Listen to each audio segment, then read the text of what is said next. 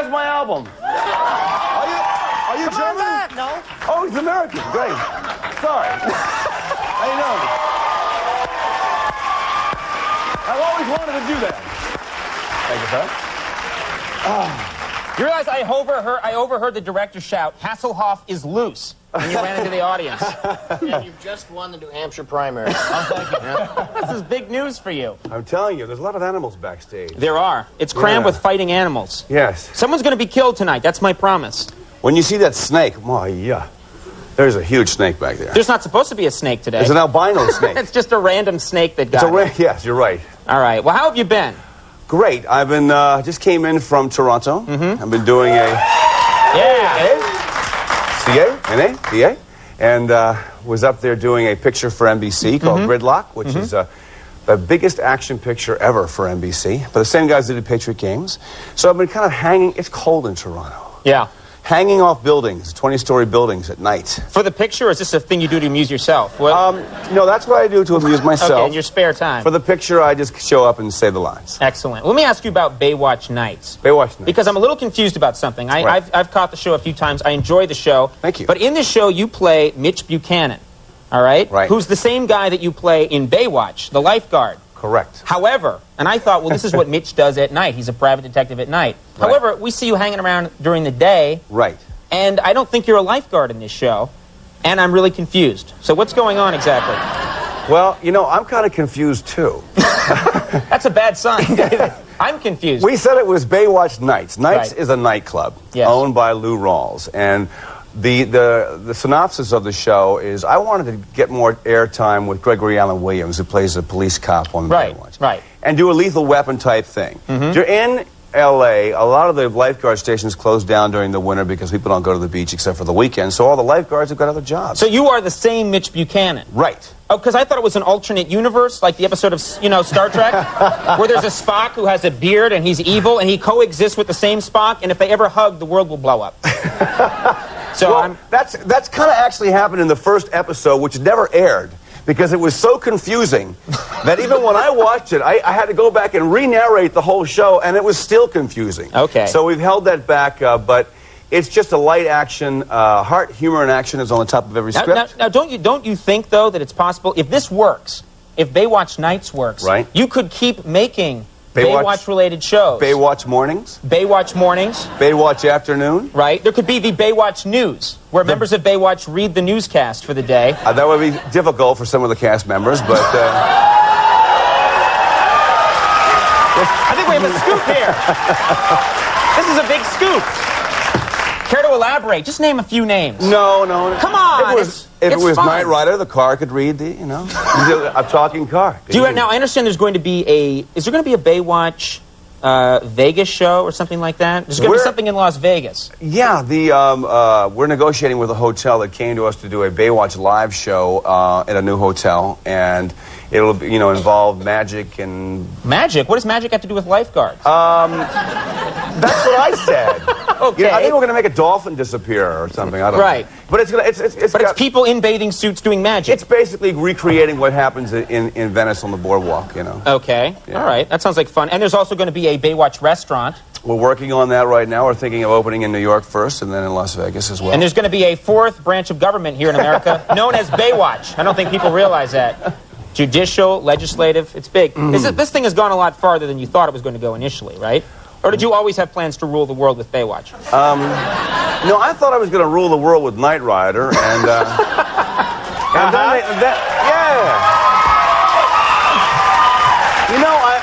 I'm still upset with NBC that they canceled that show, but I'm happy they canceled that show because it brought me Baywatch, and then they canceled Baywatch, and I'm happy. Then Baywatch became more powerful. Well, we bought it, and so we were able to take the show and really tweak it, because when you do a series sometimes on the network, you don't have enough time to figure it out. We're still figuring out Baywatch Nights, where you want to go, and the audience has got to grow to like the characters. If you only have 6 episodes, you can't do it. You can't hook anybody, and you can't figure out what the charisma is yet, and so. We're in that period right now, but... Are you thinking of maybe changing his name so that it's not Mitch Buchanan? Like something close to that? I can't do that. Rich Buchanan. Rich. Call him Rich Buchanan. Hey, Richie. Yo, Richie. Clear that whole up. Yeah. All right, can you take 1 second? We're going to do a commercial. When we come back, we'll have more with David Hasselhoff. There's more to find out.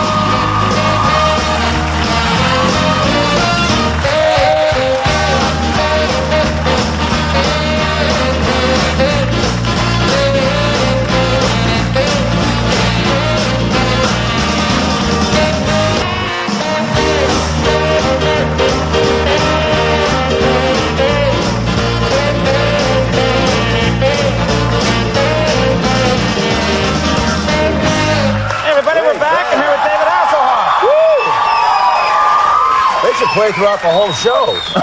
We'll just, Andy and I will go make a sandwich, yeah. Let me ask you about you, because you mentioned it in the last segment and got a big response, so I have to ask you Knight Rider.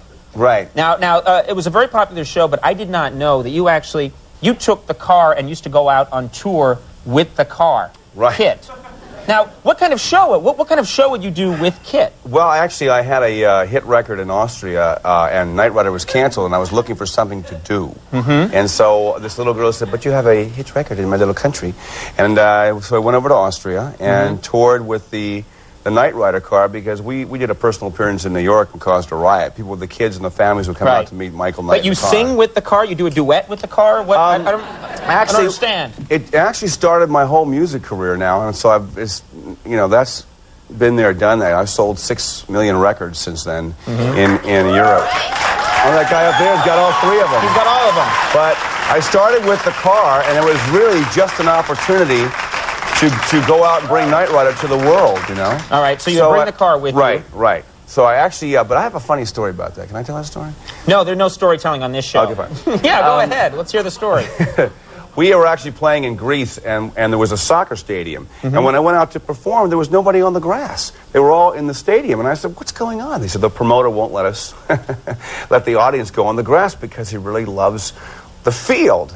So I said, "Well, how am I supposed to play to the audience? They're like, light years away." So I took the car and went around the track, like, the traveling minstrels singing on the car. You were driving? Let me get this straight. You're driving and singing out the window to a crowd? We had Austria. The windows darkened out. Okay. A guy inside the car, so it looked like the car was driving itself, and I was basically riding on the car singing. It sounds corny, and it was. And it was exactly that. It was exactly that. But the moral of the story is the guy would not let me go on the grass. So at the last concert, one of my promoters came over and said, "Look, this guy's a jerk. He hasn't paid us any money. He wouldn't let us go on the grass. He says, tear up the field." And I said, "Tear up the field, huh?" And he said, "Yeah." So I said, "He hasn't paid us our money?" I said, "Okay." So I went out on the stage. I said, "Kit, I need you, pal. Give me a 180. All of a sudden, the car goes across the field, goes, takes off, and this guy went berserk. He comes out in the middle of the concert going, "Stop this car!" And I said, "Man, I can't do it. The car's out of control." I said, so... No, it's not you, it's Kit. No, so I go back to the show's over, the motorhome. I'm in the motorhome, one of my band members comes out and says, "You've got to see this." And so I come out, and the guy is talking to the car. He gets says, "Why are you doing this to my field? Why, kid? Why you do this?" And then every time the guy would talk, the guy inside the car would move the car. So here's the guy chasing after the car. I mean, that's very funny. There are some people out there that really believe that car talked. It's a great world we live in, though. It is a great world we live in. Are you kidding? Now, let me ask you, I know you've had great success. Yes, you have. How do you know? Because you are the highest paid, I believe the highest paid performer in syndication. Yeah, but that's a lot lower than the probably the lowest paid member of NBC. I'm sure I'm making much less than you. Let me put it this way. You could give me and Andy each $1 billion right now and not even feel it. No. Okay. It was just, I was asking you to do me a big favor. Okay. Anyway, you've had, think about it. We'll talk after the show. Okay. But anyway, you've had a great deal of success. Yes. But you actually, when you were younger and you were a struggling actor, you actually joined a commune. Is that right? I came out to California. Yeah, it was hysterical. I came out to California, and there was all of us actors. We were all out of work. We were all waiters. So we all lived in a commune together for about 3 months, and it was great. And then we ended up hating each other. Now, was this sort of the what are we talking about here? This is the 70s at some point? Early 70s, yeah. We were doing a lot of theater. We were all studying. We were all waiters. We were trying to get in theater and plays. And then I hooked on a show called The Young and the Restless. Remember that? Yeah. I played a character named Snapper on The Young and the Restless. That's right. You were, yes. Yeah, my dad, and I got Where Knight do they Rider. come up with these names? I don't know, but my dad calls me the night snapper of the sea. Yeah, so figure that one out. How were you, when they told you, when you said you got the part, but your character's name is Snapper, how did you feel? Was that a mixed emotion kind of thing? Well, you know... Great. What Snapper? Let's call him... Well, it could have been Salmon. That would be so cool to be called Salmon, yeah. Dr. Salmon. He swims upstream. He swims up. He goes against the tide. Yeah, Tonight, right. Sam. There it is, our new series, Salmon. He Hey, wait a swims minute. against the tide. Cut me in for a piece of that. Definitely.